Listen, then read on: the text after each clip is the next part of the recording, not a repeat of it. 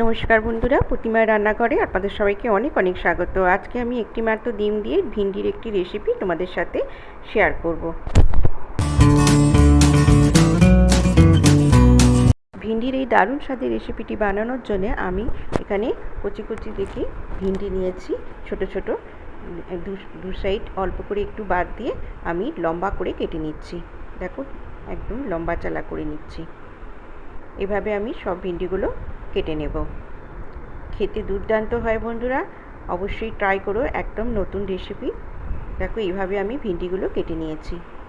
এবার আমি এর মধ্যে দেব একটা পেঁয়াজ, মিডিয়াম সাইজের একটা পেঁয়াজ কুচি করে নিয়েছি, দিয়ে দিলাম। একটা টমেটো কুচি করে নিয়েছি, দিয়ে দিলাম। হাফ চামচ রসুন গ্রেট করে নিয়েছি, দিয়ে দিলাম। আর হাফ চামচ আদা গ্রেট করে নিয়েছি, দিয়ে দিলাম। এবারে আমি পরিমাণ মতন নুন দিয়ে দিলাম। আর দেব পোস্ত, সর্ষে, সাদা সর্ষে পোস্ত, আর একটা কাঁচা লঙ্কা বেটে নিয়েছি, দিয়ে দিলাম। আমি ওই বাটিটা ধুয়ে অল্প একটু জল দিয়ে দিলাম।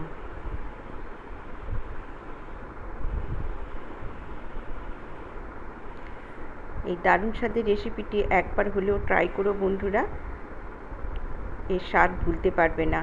গরম ভাতের সাথে ভীষণই ভালো লাগবে খেতে। এখানে আমি হলুদ গুঁড়ো দিলাম, লঙ্কা গুঁড়ো দিলাম, আর ধনে গুঁড়ো দিলাম, আর জিরে গুঁড়ো দিলাম। সব পরিমাণ মতন দিলাম। হাফ টিস্পুন করে আমি মশলাগুলো, গুঁড়ো মশলাগুলো দিয়ে দিলাম। এবার আমি সব হাতে ভালো করে মেখে দেব হাত দিয়ে। আমরা হাতে মাখা ভিন্ডি তো খেয়েছি, এভাবে একটা ডিম দিয়ে যদি এইভাবে বানাও, এই পদ্ধতিতে ভিন্ডি এই রেসিপিটি ভীষণই ভালো খেতে হবে। রুটি, পরোটা, ভাত সব কিছুর সাথেই ভীষণ ভালো লাগবে খেতে। দেখো, এখানে আমি একটা কড়াই বসিয়ে দিয়েছি, তাতে কিছুটা সর্ষের তেল দিয়ে দিলাম, আর দিয়ে দিলাম গোটা সাদা জিরে আর কালো জিরে ফোড়ন দিলাম। এবারে ফোড়নটা কয়েক সেকেন্ড ভেজে নিয়ে আমি দিয়ে দিলাম তার মধ্যে মেখে রাখা ভিন্ডি। এবার কিছুক্ষণ আমি একটু নাড়াচাড়া করে নেব। বন্ধুরা, যখন ঢ্যাঁড়সগুলো নেবে, ঢ্যাঁড়স বা ভিন্ডি যাই বলো নেবে, তখন একটু কচি কচি দেখে নেবে, তাতে খেতে খুব সুন্দর হবে। আমি 3 মিনিট ঢাকা দিয়ে রাখলাম। এখন এখানে একটা ডিম ভেঙে নিয়েছি, ডিমটা ভালো করে ফেটিয়ে নিলাম। নিয়ে এর মধ্যে আমি এবার অল্প একটু নুন দেব, আর গোলমরিচ গুঁড়ো দেব। অল্প একটু নুন দিয়ে দিলাম, আর গোলমরিচ গুঁড়ো দিয়ে দিলাম। দিয়ে আবারও আমি ভালো করে একটু ফেটিয়ে নেব।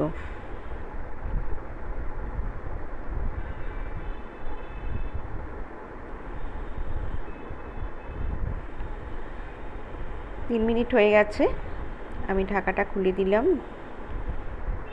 আবার ভালো করে আমি উল্টে পাল্টে একটু নাড়াচাড়া করে নিলাম। নিয়ে এবারে আমি ফেটিয়ে রাখা ডিমটা উপর থেকে দিয়ে দিলাম। দিয়ে আমি এইভাবেই আবারও 3 মিনিট ঢাকা দিয়ে রাখলাম, মিডিয়াম টু লো ফ্লেমে। 3 মিনিট পরে একটু গ্যাসটা জোর করে দিলাম, গ্যাসের ফ্লেম করে দিয়ে এবারে আমি একটু ভালো করে উল্টে পাল্টে নাড়াচাড়া করে নেব। এবারে আমি আরও দুটো জিনিস দেব, সেটা হচ্ছে মিষ্টি আর কাসুরি মেথি। খুব সুন্দর একটা গন্ধ বেরোচ্ছে বন্ধুরা। শুধু দেখলে হবে না বন্ধুরা, বানাতে হবে, তবেই এর স্বাদ পাবে। কত সুন্দর খেতে হয়। এবারে আমি দিয়ে দিলাম কাসুরি মেথি আর অল্প একটু চিনি। স্বাদে ব্যালেন্স আনার জন্য আমি এই মিষ্টিটা দিলাম। তোমরা চাইলে নাও দিতে পারো, এত সুন্দর হবে খেতে। আমি আবারও একটু 2 মিনিটের মতন ঢাকা দিয়ে রাখবো। লো ফ্লেমে 2 মিনিট ঢাকা দিয়ে রাখলাম। 2 মিনিট পরে দেখো, 2 মিনিট হয়ে গেছে। দেখো, রেডি হয়ে গেছে আমার ডিম ভিন্ডি বা ডিম ঢ্যাঁড়স।